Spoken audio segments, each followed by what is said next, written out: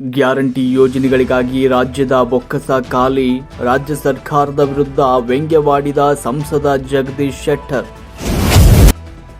10ನೇ ವಿಶ್ವ ಯೋಗ ದಿನಾಚರಣೆ ವಿಧಾನಸೌಧ ಮುಂಭಾಗ ಡಿಕೆ ಶಿವಕುಮಾರ್ ಯೋಗ, ನಟಿ ಅನು ಪ್ರಭಾಕರ್, ಕ್ರಿಕೆಟಿಗ ಮನೀಶ್ ಪಾಂಡೆ ಸಾಥ್.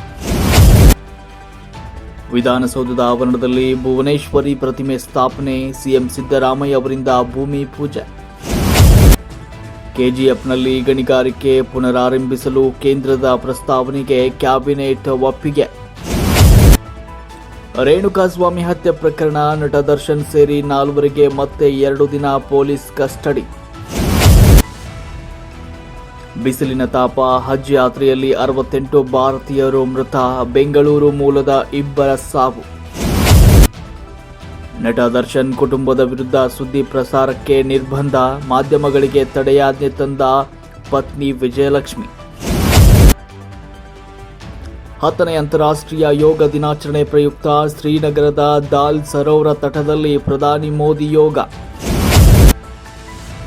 ಕ್ರಿಕೆಟಿಗ ಮನೀಶ್ ಪಾಂಡೆ ಪತ್ನಿ ಆಶಿತಾ ಶೆಟ್ಟಿ ದಾಂಪತ್ಯದಲ್ಲಿ ಬಿರುಕು, ಮದುವೆ ಪತ್ನಿಯ ಫೋಟೋಗಳನ್ನು ಡಿಲೀಟ್ ಮಾಡಿದ ಕರ್ನಾಟಕದ ಕ್ರಿಕೆಟಿಗ.